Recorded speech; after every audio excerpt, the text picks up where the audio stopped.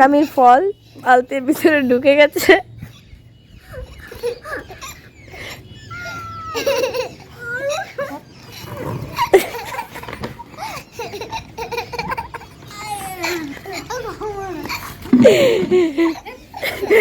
ঘুমলে এভাবে হাসছে ওকে দেখে।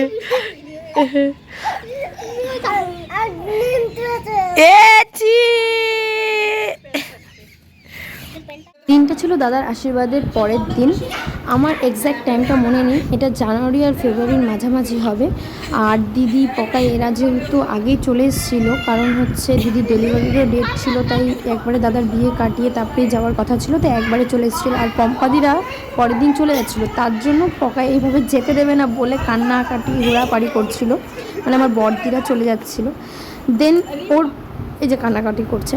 দেন পরের দিন দেখো দাদার বিয়ে উপলক্ষে কেমন করে সাজছিল, ওটা ছিল তার আগের দিন।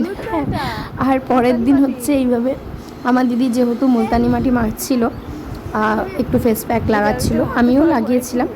ও দেখে বলছিল যে ও লাগাবে, তার জন্য দেখো অবস্থা পুরো গায়ে একদম মেখে একাকার। আর পিছন সাইডে আমার যে কুকুরটা সেটা শুয়ে আছে ললিপপ।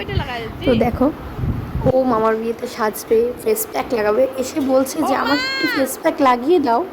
এটা ছিল তার পরের দিন, মানে দিদিরা বড়দিরা চলে যাওয়ার পরের দিন। তো দেখো পকায়ের বদমাশিগুলো।